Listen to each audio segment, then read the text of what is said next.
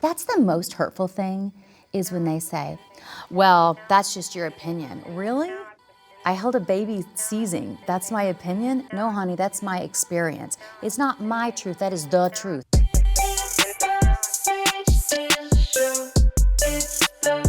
Do you know about my socks? No, but are you gonna, what's Yeah, the deal although with the here's the socks? problem. I didn't go shopping. I forgot to get new ones. These are all, they're all unworn, except I might have worn these once, so don't do I don't this. care. They're clean. All right. But, I mean, I washed everything. But these, we took tags off. So it's just my thing because Can I wear people can't those? No, I would love it. Some Because people don't have the courage toenail to do it. stitch.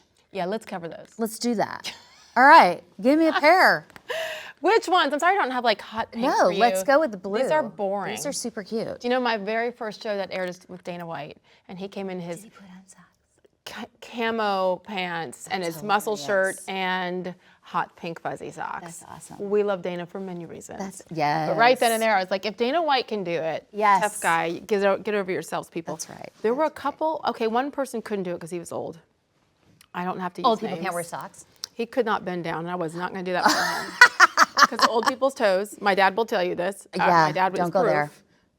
Yeah. So you're fine. You're Okay, good. unpainted ones from when I met you in Phoenix Yes. at AmFest 2 months ago. It's the same pedicure. Do you know why? she had. Do you know why? Please tell me. Please explain yourself. Because I'm already mad at myself for painting my toenails and fingernails for that event. I'm usually like an all-natural polish girl because it has so many toxins in it that it's like double the toxins to have the fingernail polish remover. So I just kind of like let it wear out. So for gel or dip, that's triple toxins, like the worst. I don't know if it's the worst. None of it's good. I'm But like, I do it for special occasions. For special occasions, I'm like, oh, well. The problem is when you travel a lot, which we Yeah. do, I look ghetto real fast. And so I'm trying, like, and if you have the gel, which I don't do gel, just the It'll dip, stay. it stays, and I don't look as trashy. See, I just don't do it because then I'm just hopeful that people won't look at my hands. Not my best feature, so I like try not to pull attention to But them. if you talk with your hands like we do, Yeah, I do. they I just look- move them real They fast. look good. Yeah, they're natural. It's fine. It's fine. It's fine. This is actually, this is because of Mexico. It's like, let me do a fun color. And then you come back from Mexico and it's still on. And I'm like, Very vibrant. I promise I'm a professional deep, deep, deep down. So that's the story. Officially met at AmFest, which I had heard of for, it's been in existence. It's been 5-6 years, Yeah. I guess. My goodness. What Was that amazing? Incredible growth. And for those of you who are interested, you should go on YouTube and watch Leigh-Allyn's speech at AmFest. I mean, I know you do that a lot, but that's where I met you. Yes, so, yeah.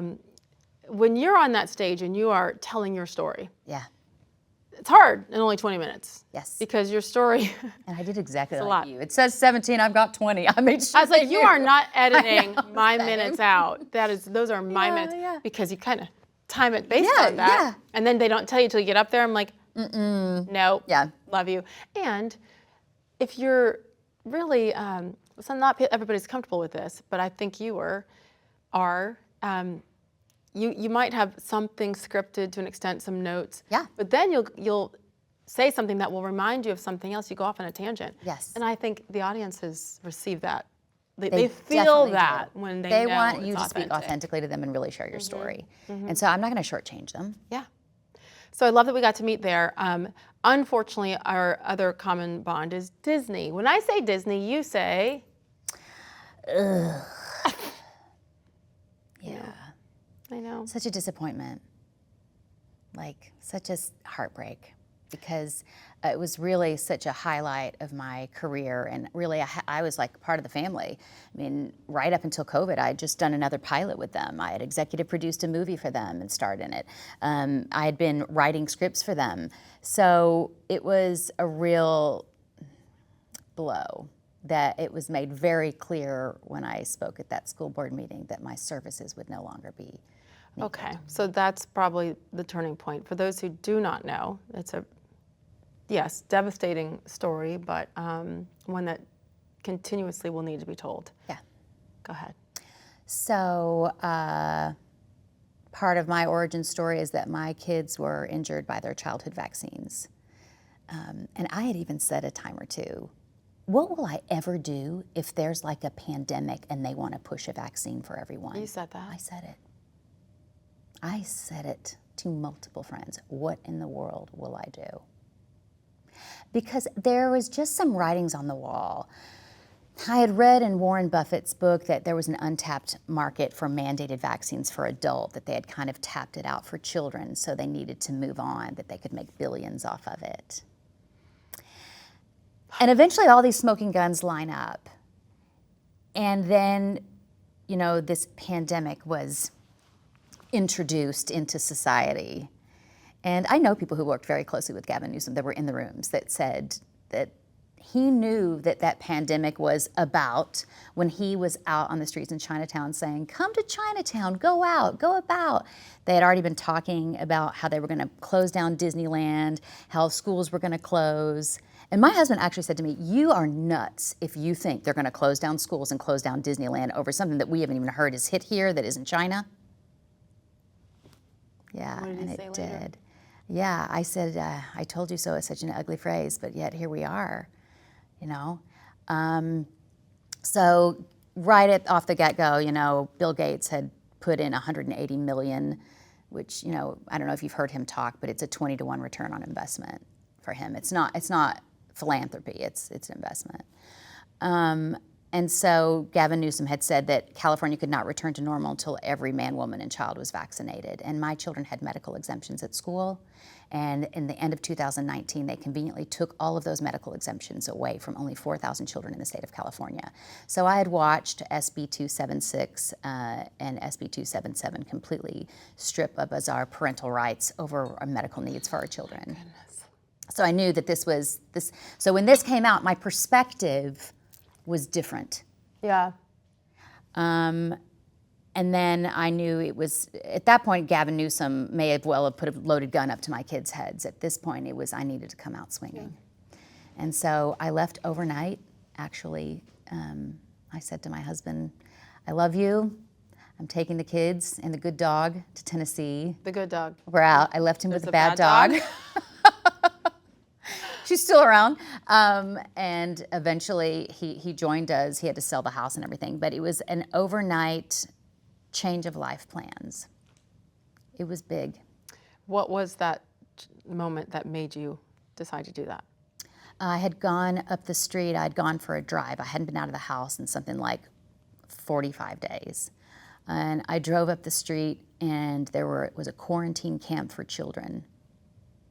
And it looked like all of these like Hollywood trailers, tons of them jam-packed. And there were signs on the doors and on the outsides of the wagons that said, hiring, if you're really good with kids, specifically let us know. At the same time, the head of the CDC had come out and said that the disease has now progressed into the home and we need to go into the home and remove children.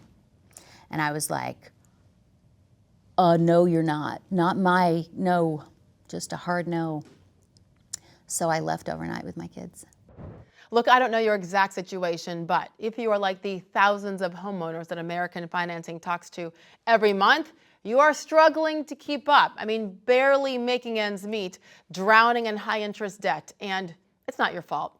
Life got more expensive, inflation hit hard, and if you're still carrying credit card balances with, 20% plus interest rates while your mortgage sits untouched, then you are ignoring the one thing that could turn it all around, your home. And this is where American Financing can help. Would you trade 10 minutes for a shot at saving an average of $800 every single month? Because here's the thing, that is exactly what homeowners are doing when they call American Financing. It's simple. A simple no obligation call could change everything. They have a team of salary-based mortgage consultants, so there isn't any incentive to put you into a loan that does not make sense. And also get this, there are no upfront fees to find out how much you can save. Don't wait though. Call American Financing today and start feeling that relief. 866-886-9262. That's 866-886-9262 or AmericanFinancing.net/sage. I don't know, I'm sorry to interrupt you because please tell it all. I don't know, I didn't know that. Yeah. Like there's so much that it probably depends on where you live. And Yes. like you all, and I lived in Connecticut, which is very similar to California in many unfortunate ways. But I never heard that. Yeah, they had a couple. They had some in the valley too, but people, that were brave truth tellers were like, we're not doing that, and got all up in arms at it, and they shut it down pretty quickly. But that was enough of a threat for me to get out of the state and leave everything that I had built for 30 years behind. And where's your hometown? I was born and raised in Kentucky, but Yeah. I'd lived in Los Angeles since I was 18 years old. Yeah. Oh my goodness. 18 to 48.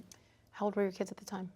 I had a 7 and 11-year-old. Okay. So it's not like they're babies, and they felt it. They, when we got on the plane, they were panicked because they knew they had vaccine injuries. They've been in therapy, occupational therapy, physical therapy, have been to copious neurologist doctors. They'd had their whole childhoods being educated on this. And what had happened to them, how it caused encephalitis, seizures, dyspraxia, inability to balance and coordination disorders, sequencing disorders, unable to walk across the room without walking on tiptoes or falling over, caused lymphatic swelling to where one of my children had to go to the hospital 3 times after vaccination because of swelling of the lymphatic system. All of that happened to your kids? Yeah. From what vaccine? Can you share? You can't tell. Oh, because They give them 5 in 1, 10 in 1. 2 months old, they give them 10. 4 months old, 10. 6 months old, 10. They don't even develop antibodies till they're a year old. Those are training sessions. They're parent training sessions. So you were like me and most parents who were like, yeah, this is just what the doctor says. This is what I they actually do. questioned it because I thought the one thing that always kind of nagged me was, how can all of these mothers explain that their child disappeared into autism or explain that their child was hospitalized in these ways? How can they all have the same stories and be lying? I mean, they're vilified. They're ostracized from society. They're called whack jobs. There's no upside. There's no upswing in this. For them, for me, there's no upswing. So that was always in my mind, and so I spread them out, but it didn't matter. It's still, when you put 5 in 1 vial, you just don't know. And the doctors even acknowledged it, that, okay, yes, encephalitis is a side effect of the vaccine, but they said we're 100% vaccination with our entire clientele, so if you want to be with us, you have to have it, or we can't treat your kid. And you did it. I did it. And then I got wise to it real fast. When my one son had the encephalitis from his Merck vaccine, from Merck Pharmaceutical, and I found in their manual that, at least Merck Pharmaceutical was honest about it in some of their publication, that if a child has a high-pitched scream lasting for 6 to 8 hours, and this scream is like nothing you've ever heard, and it ended in seizures with being stiff, eyes rolling back in the head, unable to eat, a newborn unable to eat for 6 to 8 hours is unheard of, that is encephalitis. And a lot of children die of SIDS within a week of that reaction. Thank God mine did not. And you came to prevent SIDS, sudden infant death syndrome. So what age was it that they had all the worst symptoms? I would say when I got the 2-month-old shots for my youngest, that's when I thought I was going to lose him overnight. And I had been seeing it with my older son constantly, like walking, talking, and then the next day falling over. You could see real regressions. When a child can speak and has like 40 words, and then the next day just goes and just makes this noise and can't even babble properly, let alone say words, then you know that that is such a regression that something happened. And when I asked the doctor, their response is, sometimes this happens around this age. I said, really? Sometimes they just stop talking and disappear. That just happens around this age. I said, why do you think that is? We don't know. We don't know. And I said to her when she said, okay, I think you should trust your instincts, that this is definitely an injury. I said, you told me they were safe and effective. And she said, well, you could get hit by a car tomorrow too. Oh my gosh. I said, the thing is, I don't put my newborn in front of a moving vehicle 10 times during its first 2 months of life. So my perspective of what they were doing with this pandemic was very different. For sure. And for me, I felt that in order to protect my kids, I needed to come out swinging. And I would give up my entire career that I worked for if I could just save one life. Because this is not a vaccine even, it's an experimental gene therapy. And I thought I would be met with some compassion. I actually was very naive. I thought, I'm going to tell my story, like at the school board meeting, I'm going to say, I don't vaccinate my kids, and I said because they've had these injuries, and I thought I would be met with compassion, and instead I was actually met with death threats, rape threats. I was vilified, called every name in the book, canceled, ostracized from society, friends cut off, no job. No one would hire me because I said the dreaded vaccine word, the V word you're not allowed to mention, you know. And life changed overnight for us. You know, so much there, obviously. I think we all know there's such things as mom guilt. Yeah. You got Catholic guilt, you got Jewish guilt, you got black guilt, you got white guilt, you have, well, biracial guilt, because I'm all You got of the both guilts. of them, yeah. You got all and the guilts. Catholic. Good Lord. The mom guilt is The most intense. is legit. I have a long list of it and growing. Yeah. I hope you have forgiven yourself and that you don't carry that with you from early on in their lives when you were doing what the doctors told you to. Millions of us do, because that's who we're told to trust. They have gone to medical school. That is their job, is to protect us. And they didn't in your case and millions of others. Are you okay with your decision at that time based on what you knew? I had a really hard time forgiving myself because I knew better. I have to be honest, I had that nagging gut feeling. God, Holy Spirit, intuition, instinct, it was in me, and I chose to listen to someone else's voice over my own. And that is why I am so outspoken. And that is why I don't let anyone lead me astray. And that is why I go by my gut. I go by what the Holy Spirit tells me. I go by prayer. I go by my instincts, because I will never be in that situation again, because I caused harm to my kids. And you didn't cause harm to your kids. Please don't believe that. You did not. The government, big pharma, the doctors, the medical profession, they caused harm to your kids, not their mama. And I'll do everything I can, obviously, to reverse that. You know, I've given every penny that I did earn to heal them and help them. And oh my gosh, they've come so far. Really? But at the end of the day, I do know, you know how in life you live long enough and things start to come full circle? And there were days where I would sit in my car and cry, why, God, please show me why this happened to my kids. Please help heal my kids. Please help the world see what they're doing, giving all of these injections to our babies. And God does use all bad for good. And I don't know that if this COVID thing came about and I didn't have the experience that I experienced, that I wouldn't have run to be the first in line to roll my sleeve up.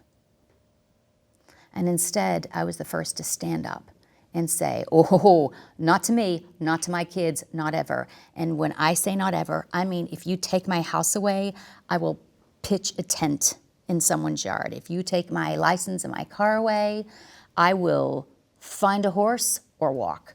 Like, I am a firm no on that. And it's because of my experience. Sure. And no one in my family ended up getting it either, because of our experience. And so it was a blessing. You are changing other lives in that way because of it. Yeah, I know, I've gotten a lot of responses online from people that were, thank you for standing up for us, and now I'm even getting them from kids that were like, I myself have a vaccine injury, I'm in a wheelchair, thank you for standing up. Yes. People condemn me, say I'm a liar. That's the most hurtful thing, is when they say, well, that's just your opinion. Really? I held a baby seizing. That's my opinion? No, honey, that's my experience. It's not my truth. That is the truth. That is what happened. That is where it's not a agree to disagree situation. Right. Right. It's this happened. fact. And I'm not saying that people don't have the right to choose whatever medical procedure they want. But how dare you say that I can't participate in society because I won't get a medical product made by the most corrupt industry in the history of the world when I know that I was fearfully and wonderfully made. It doesn't say in the Bible that I was fearfully and wonderfully made except my pesky little immune system that needs intervention in order to survive on this planet. Yeah. Yeah. Well, how are they now? So good. Thank you, God. So good. My kids are thriving. It has been a long walk, and there are still things that all of us, myself included, are dealing with, because I got vaccinated after giving birth to both my kids. You know, they come What into the vaccine hospital is that? room. Oh, they need you to have pertussis. They need you to have whooping cough. They need you to, and they wanted to give it to the baby, and I said, no, give it to me instead. You know. So when people say I'm anti-vax, I used to think, gosh, I wish that were true. I wish I would have been. I wish I were. I would not be in this situation. But I wasn't. But I am now. Yeah. But I'm also pro-freedom and everybody That's what I mean. making their own decisions. So that's the only reason why I don't say that I'm anti-vax. I'm anti-mandate. And I think you yeah, are too. I'm pro-freedom. Pro-freedom. That's what it is. Let's You know, turn this to a positive. let's be honest, if you give the government control to decide what medical products go into your body, if you give them the authority over your body, it's over. We'll never get it back. No, never. It'll be over. Yeah.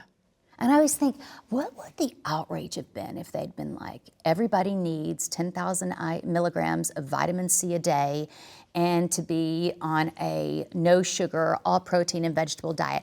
People would have rioted in the streets over that. You don't tell me what to eat. So true. It would have been like balls to the wall craziness.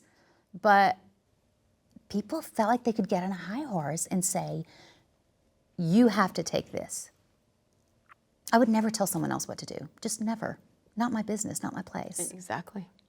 And I think after a couple of months, when it went past, 2 weeks to flatten the curve, Yeah. and however long it was before it was like, oh yeah, you can still get and give COVID even if you have been vaccinated, right? Like when all that, it's like, Yeah, well, they then changed the definition of vaccine like 3 times during Yes, that time. Yeah, yes. How convenient. But you're still gonna make me get this to make you feel better about what? Because if you got yours, Then you should be fine. congratulations, then you shouldn't care about what I'm Right. doing. And that's where, I don't know. I didn't have your experience, I guess, by the grace of God with my kids. In hindsight, I'm embarrassed that I just trusted everything and everyone. It's hard, isn't it? Yeah, it's embarrassing because that's not who I am. Now I question everything. I'm Wakey, like, wakey. Wait, We're what awake color is now. the sky? Are you sure that's a blue sky? You know Yes, what I mean? yes. But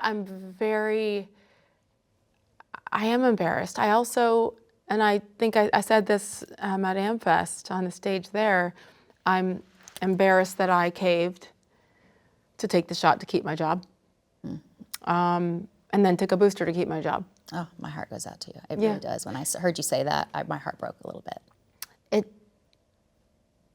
I guess, hey, it had to happen that way. Nothing would have happened after that to make a decision to stand up to sue Disney. Yeah. Oh, Can I tell you, that makes me feel so good that you did that. Shut Thank you. up. Wasn't very fun. But all of those things had to happen for me to even be able to be here with you today. So all of it is a blessing. But I just remember being disgusted with myself because I chose to take it. And it was only because how are my kids gonna eat? Yeah. How am I gonna have a roof over their heads? Literally. I was divorced. He had been a stay-at-home dad, so I made all the money anyway. Yeah. Like it's all on me to support my 3 kids and him. Like, what am I gonna do? Right. The problem is that's what they depended on. Yeah. They banked on our weaknesses. Some it was just fear. Others it was, true dollars and cents, you know? Yeah. And they abused us. Yes. But I allowed it. In that moment, I allowed it. See, that's what I feel With the vaccine. with the vaccine for my kids. Yeah, you're right. It's that thing of like, I have to be honest that I had the instinct. I didn't want to, and I did it, and I'll forever regret it. At the same time, thank you, God, for redeeming that whole situation in the most beautiful way possible. I have friends who their children died. God. I have a dear, dear friend who took her baby, and a week after their vaccines, gone, lost her baby. Oh. I have a friend who has a 16-year-old in a diaper. I mean, these are our kids, and this is the real pandemic that nobody's talking about. Right. So that's a question, and I know we can't speak for everyone. Mm-hmm. It's one thing to look at Big Pharma and point the finger, and absolutely, to all of them, disgusting, right? But it's another thing to look at us as just citizens and Americans who don't have all the education and the knowledge that those people do, whether we agree with it or not. And once we see those facts, why do you think people continue to just fall in line and or stay silent? Because it's easier. I think it's easier for people to say. I also think at the end of the day, sometimes people have a better heart than we think. I think that sometimes they think, surely the world isn't that evil. There's no way. Yeah. There's no way. Why would Bill Gates want more money? He's already got all the money. Because he wants power. Because he, like you can look up the history of his depopulation foundation. That's what it was originally called with Melinda Gates. Crazy. They don't think that people are that evil that they would do that knowingly. But I'm here to tell you, I went to the doctors. I went to people to say, do they want to learn to make them safer by what? Like, I actually was naive enough to think they cared to make them safer, that, oh my gosh, children are getting injured. They don't care. They don't care. And so I think people don't know or don't want to admit that there's that much evil in the world. I think also there's this point of no return where people feel so much guilt that they have to continue investing in that lie that they've told themselves. Otherwise, they would have to really face the music of what they've done to their kids. Well, and to acknowledge that they were wrong, even if it were not malicious. Yes. And to face, oh my gosh, I am responsible for this with my kid, or sometimes it's just a weakness thing. I'll admit to you, and I want to ask you this about with Disney and your experience with Disney and friends and cast members and bosses, et cetera. Like there have been times, and I'm good now, but where I thought I was upset and disappointed in a lot of my teammates. Yeah. Because not all of them, that's for damn sure, but many agreed with the mandate part, or the BS that Black Lives Matter was. Still is, not really was, past tense. They're gone, they've been exposed. Scheme. Yeah. And stayed silent. Now, I get it. Logistically, and financially, all the things. I get it because it is safer, cheaper, smarter in many ways to just shut up and just fall in line, right? But my thing wasn't even like with transgender sports.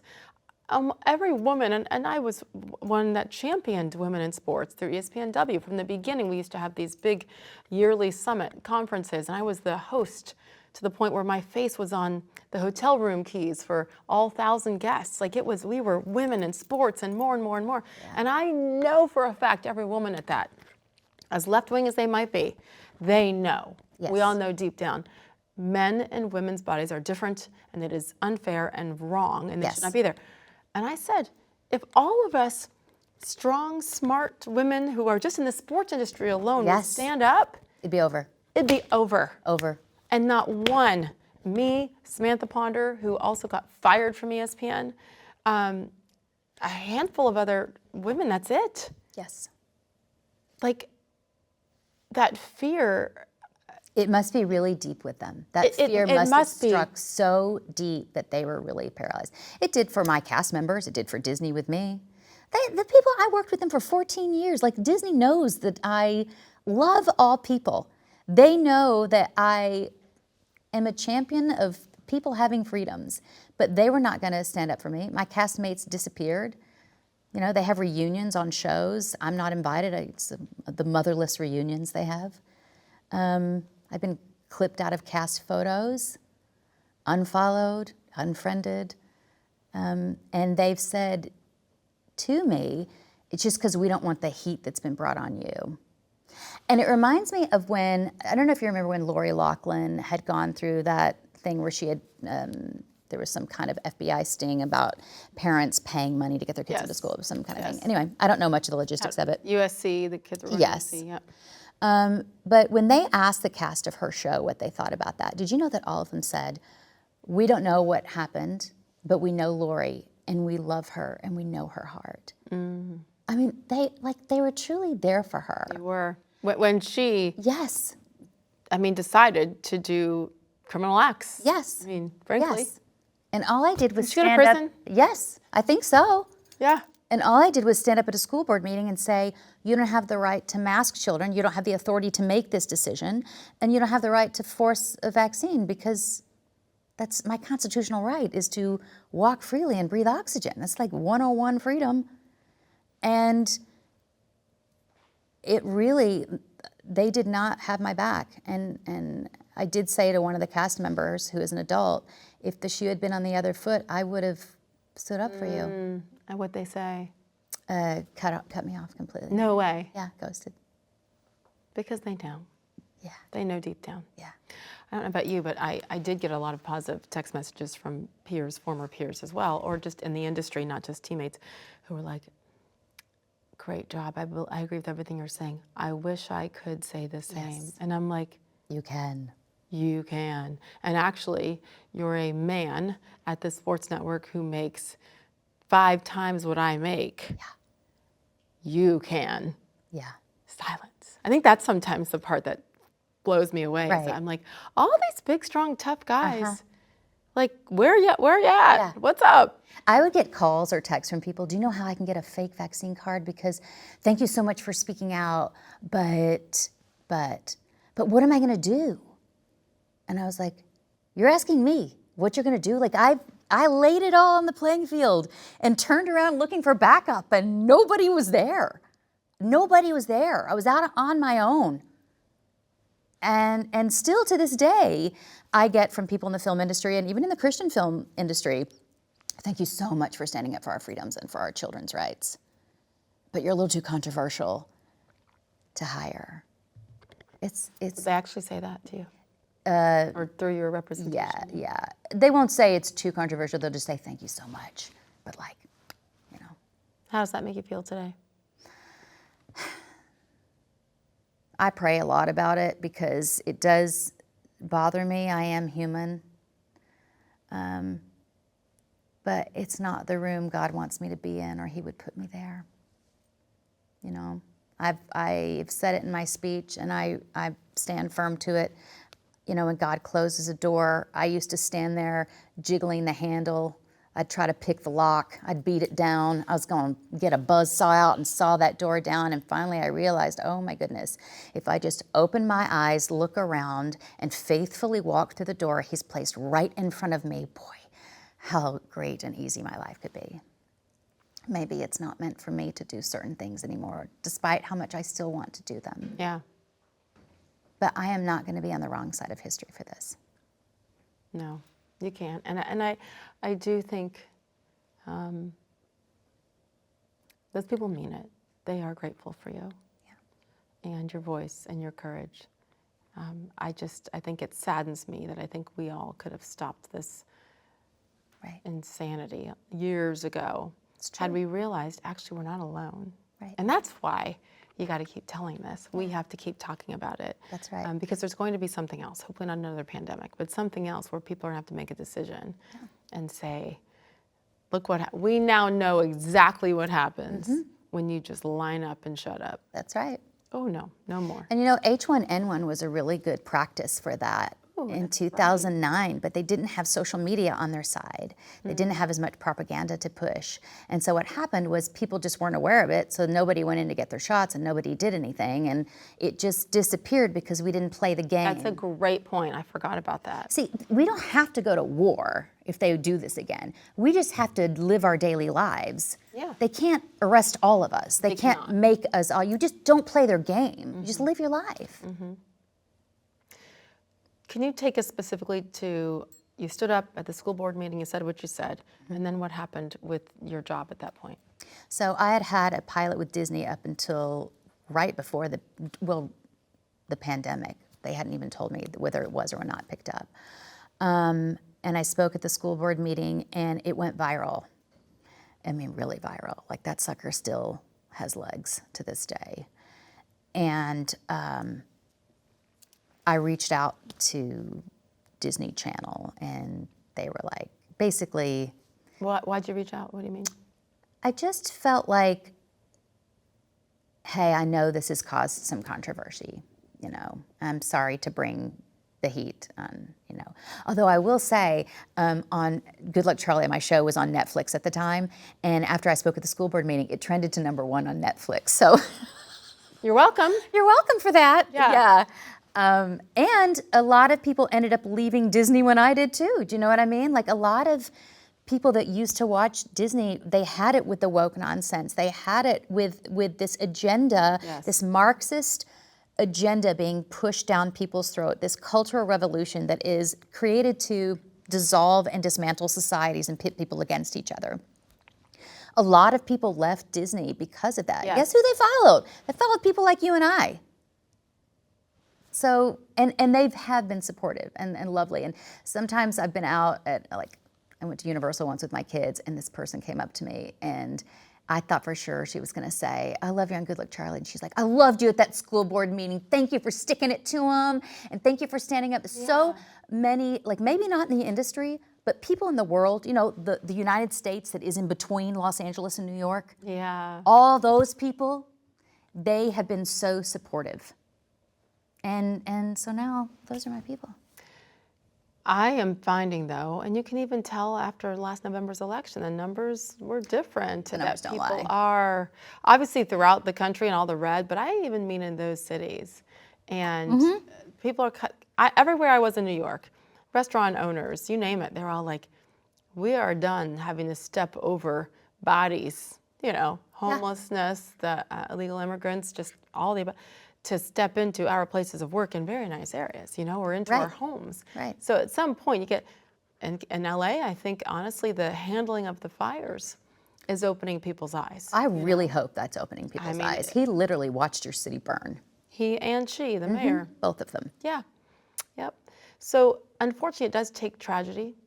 It can be in the form of fire and lack of preparation, lack of adequate response, et cetera. Or what happened with the pandemic. Yeah, and at People some to point, wake up. At some point, I question, this is where my brain goes. You can't be that stupid. I mean, you can't be that dumb.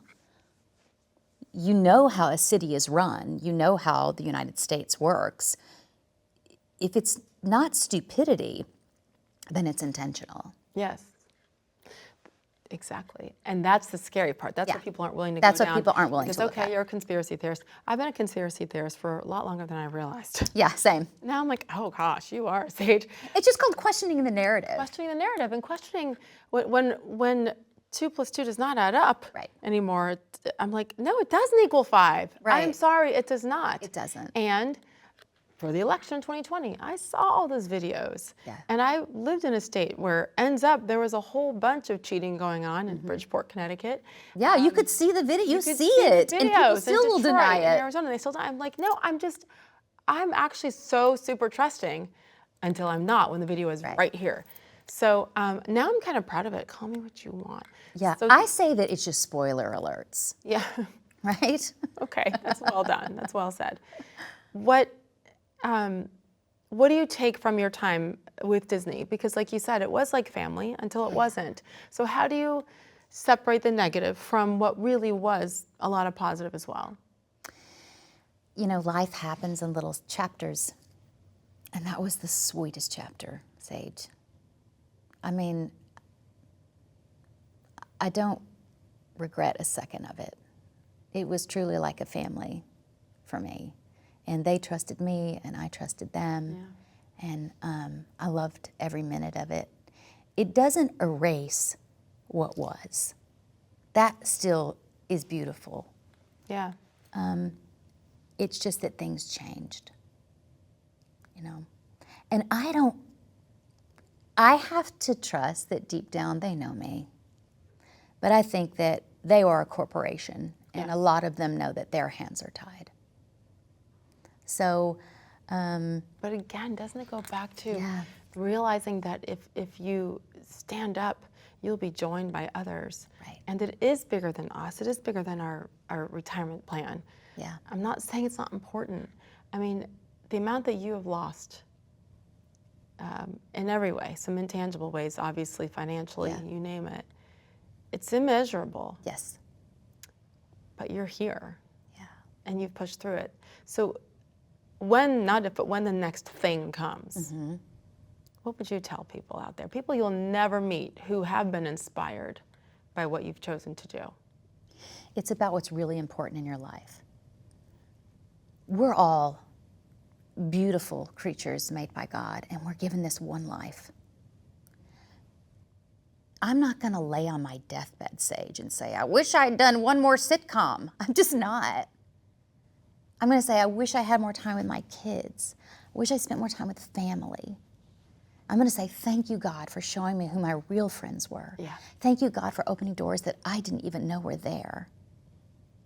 Thank you, God, for shaping me into a different line of work that I never would have gone into had I not been pushed to this. I was telling you about the show that I produce, The Adventures of Iggy and Mr. Kirk, that's coming out on Brave TV. Awesome. And it is a biblically based Mr. Rogers, and it's something wholesome and sweet and kind and loving and not politically agenda driven for our children to be able to watch. That's so cool. And I'm so excited about it. And they had never done this before. They were a book publishing company. And they were like, we don't necessarily know what we're doing. Will you help us? And I thought, okay, I'll help. And then I realized, oh, they really have never done this before.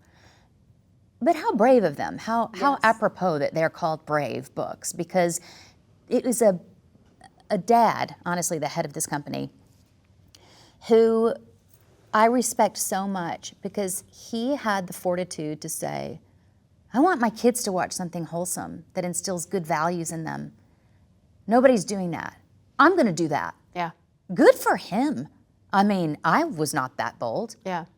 But then when I got on set and was like, oh, we need to do this for pre-production. We need to do this in production. This is where your video village goes. This is where the quad shots are. Your cameras need to be here. We need A, B, and C. The next thing I knew, I'm literally the camera coordinator calling shots on a headphone. Wow. And I thought, how did I know how to do this? And I realized that those 30 years in the industry, God had been Mr. Miyagiing me, wax on, wax off, until there were these skills that I never would have known that I had I not been put in that hot seat. Yeah. You had to. Yeah. You had to. So that's something that I would share as well. Like, there's so much good to come from pushing through your fear. Yes. It's actually, you feel so much stronger after. Yes. That's what I would want people to know. Yes, you will be so much stronger, and your life will surprise you in the most beautiful ways that you never saw coming. And at the end of the day, what side of history do you want to be on? If everyone around you calls you crazy because you're not going to leap off the bridge, are you just going to do it? Because I just was never that person to give into peer pressure. Yeah. And as my mother can tell you, I never liked being told what to do.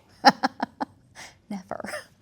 I don't even like it on the weather app. Diego laughs at me because, you know the weather app, it tells you the temperature and then it says feels like? That pisses me off, Sage. Because I'm like, don't you tell me what it feels like. I'll tell you what I feel like. You don't know how I feel. Exactly. Okay, now you just ruined the weather app for me completely. But you're right. Yeah. It's just that other thing of suggesting to you what you should feel. No, I'll decide what it feels like to me. It makes me so mad, the weather app.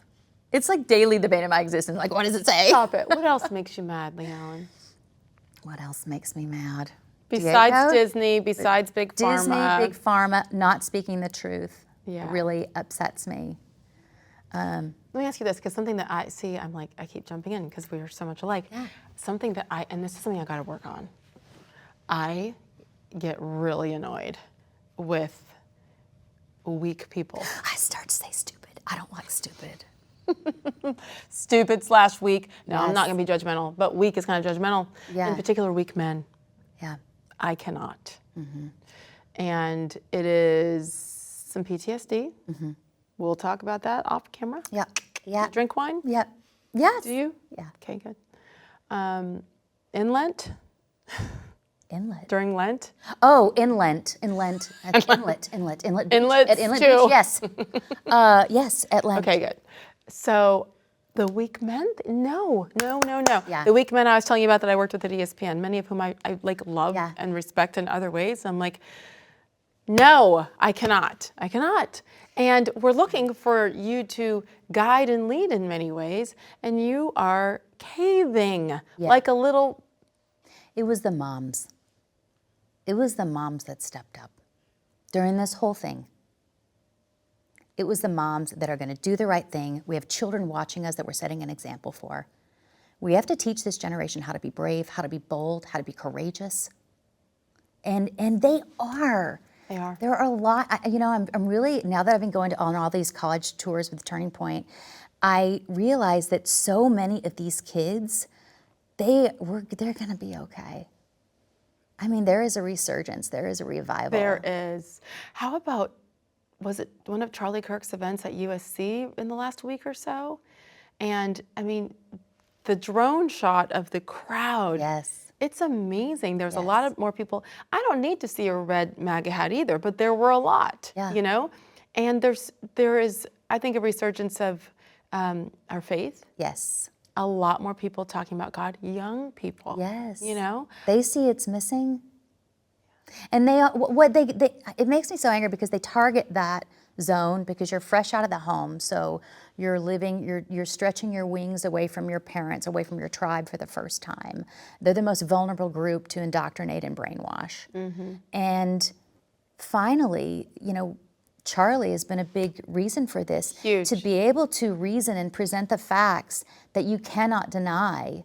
I even had a girl it was at Baylor that came to hear my speech. And she wrote an article for the paper, and it was called Keep Your Enemies Closer. And I thought, oh no.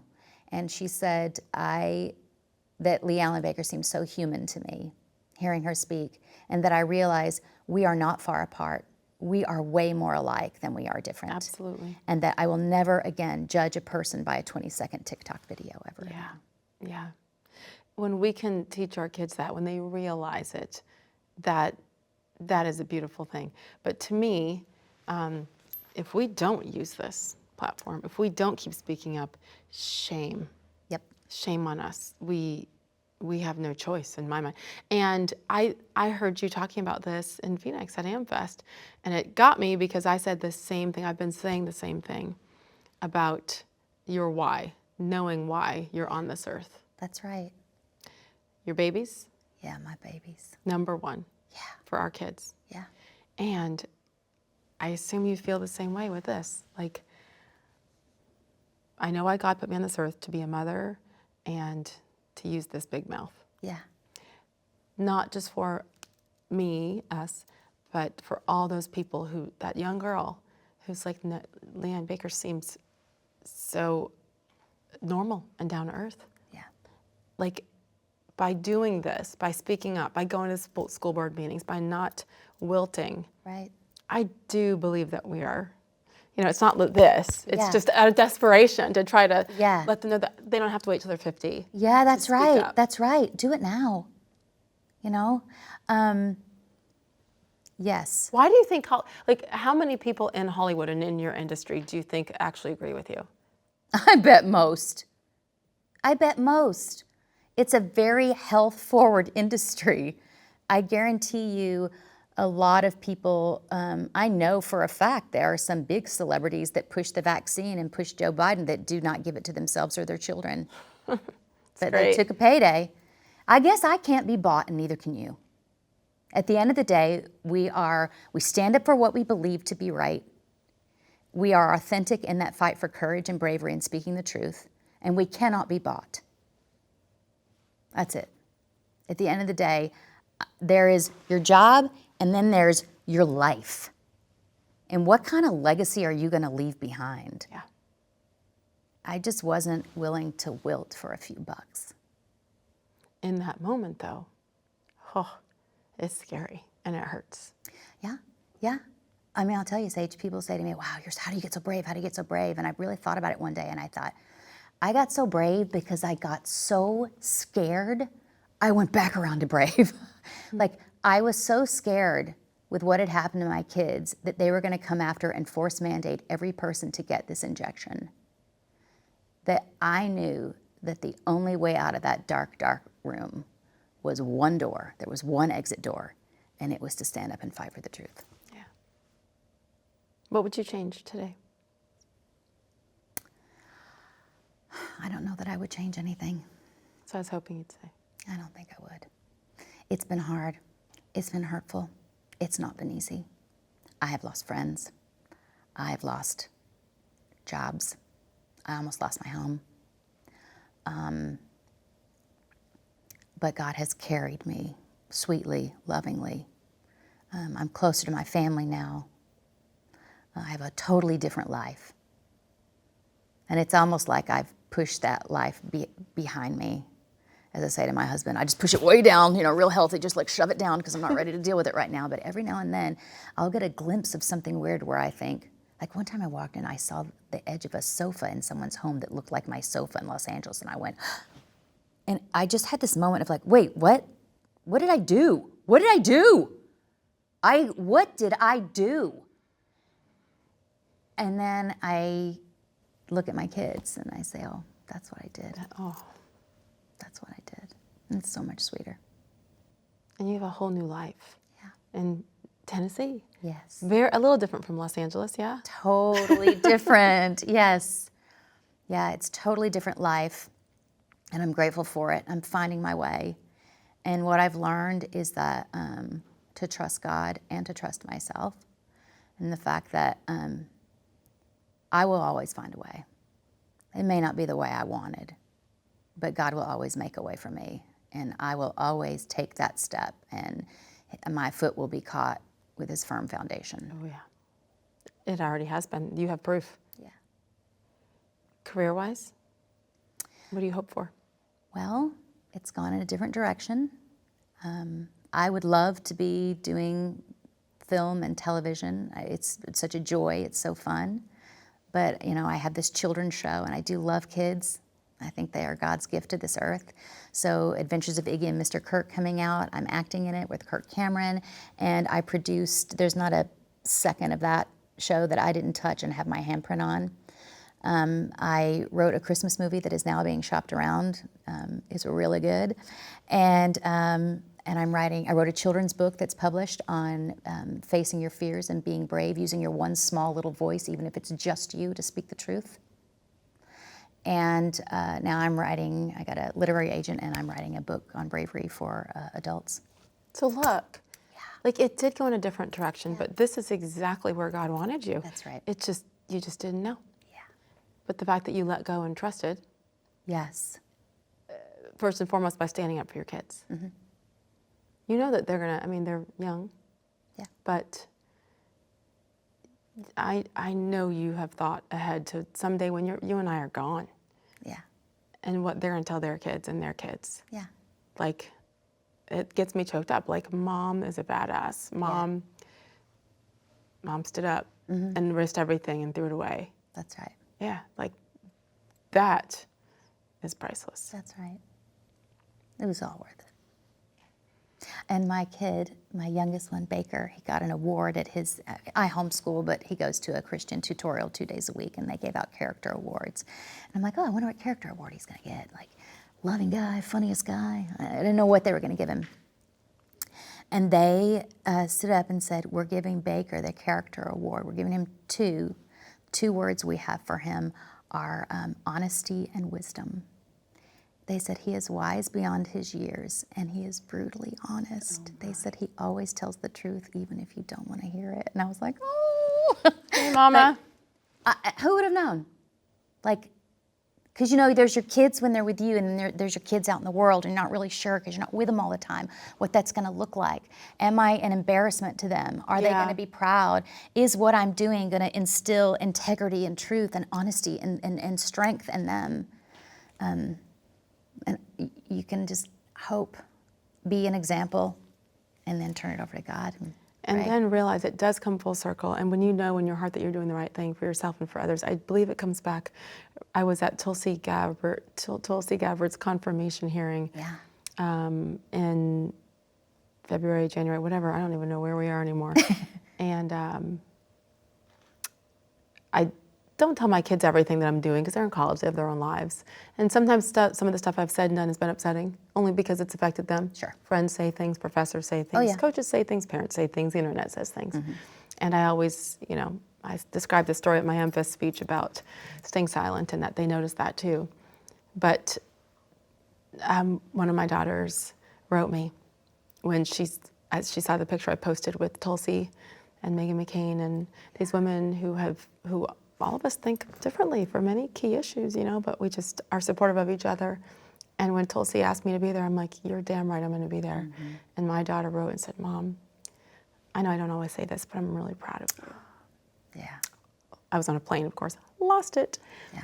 And that's when you're like, okay, this has been a grind, but imagine if we'd stayed silent. Yeah, no. I'm not even talking health risks or anything like that. Yeah. Just for what's in here. Yeah. And to have missed out on an opportunity to show our kids that you don't have to be fearful for 50 years. That's right. I know mine, the oldest is almost 23.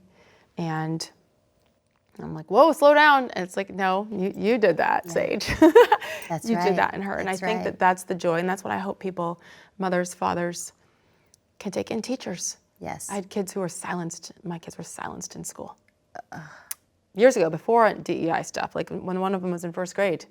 I'll never forget that. That was my first like confrontation with a teacher. Like I called in sick, and well, real quick, it was 2008, and it was the election in 08, and Quinn had come home from her first grade class and was upset and like, you know, just not herself. And she's always been this bubbly, crazy, fun, awesome little girl, and I talked to her that night. I'm like, you okay? And she's like, Mom, I think my favorite teacher hates me.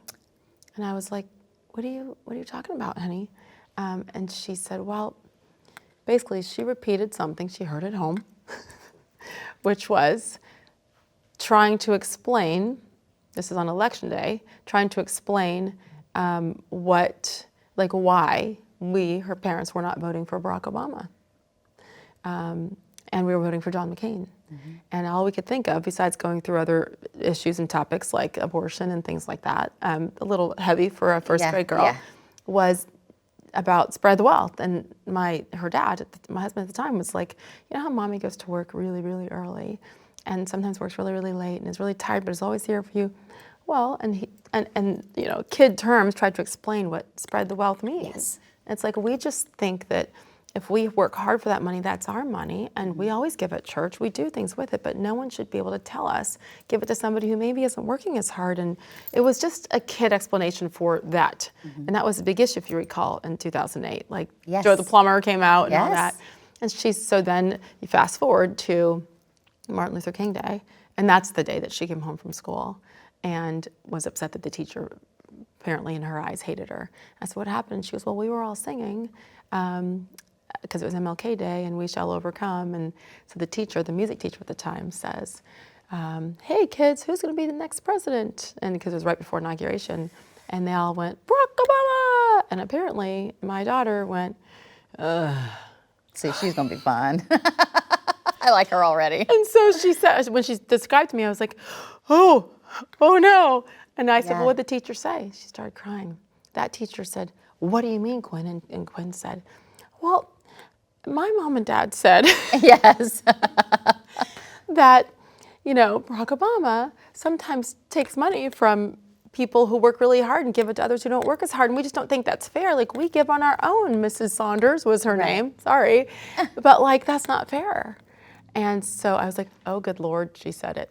Yeah. Because that was whatever. This is what parents get. They always repeat their things, what you say. And so that teacher stood her up, my little first grader, and put her in timeout in the corner, facing the wall, because she said what she had obviously heard at home.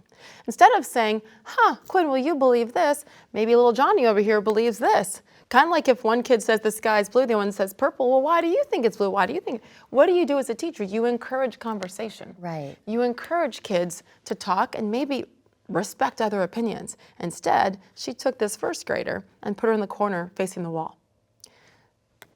Like, it was like a fire was coming out of my chest as she said this. I'm going to cut you fire coming Oh, up, right? and then some. Yes. Like that kind of cat. Yeah. And so I was like, I go, baby girl. She goes, Mommy, I love Mrs. Saunders, and I just want to, it was music class, for God's sake. Oh, my goodness. And I said, I'll fix this, honey. And I tucked her in. I go, I love you. Don't worry. Mrs. Saunders loves you. I got this. I went back in my room. I told my husband, I go, I'm calling in sick to work. Da-da-da-da.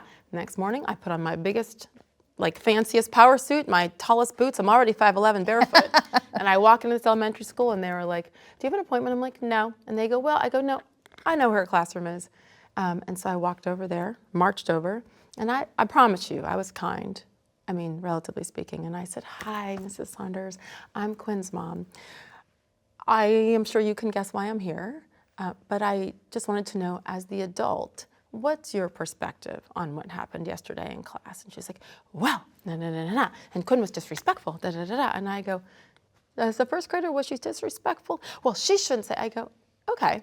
Because she had a different opinion, they associate it with being disrespectful. Right. And I said, so instead, you chose to put her in timeout. This is not a Catholic school with nuns cracking your knuckles with a ruler in 1960. Right. Absolutely not. And I said, you have no right. And what you did do is you told every other kid in that classroom that if you think differently about anything, just be quiet. Yes. Just be quiet. Keep it to yourself. And I was shaking, and I kept all my opinions to myself at that point. That's why it was a, conversation kind of whispering. Yeah. So sorry, long story, but I looked at that teacher and I said, I believe you love my child just like everybody else is. I said, but what you did could change someone. Yes. When you are punished for your thoughts as a 6-year-old. Yes. And she realized what she did. And to her credit, she apologized and she said, can I talk to Quinn? I said, you absolutely will talk to Quinn. Mm-hmm. Yes. Mm-hmm. and at the end, I mean, she obviously didn't like me. She knew where the message had come from. Yeah. And I hugged her anyway, because I was like, we can do this. Right. We can be different. But your job in particular is to be a teacher, to teach music. Right. Stick to why that. Is that even why was it even brought up in the classroom? Why? Let's celebrate that. Now, the lesson with Quinn is it's okay. Maybe not roll your eyes. Okay, let's talk about it. She's 6 years old. The 50-year-old there needed to be better. It was my first experience with realizing that we are our child's first and probably only advocate.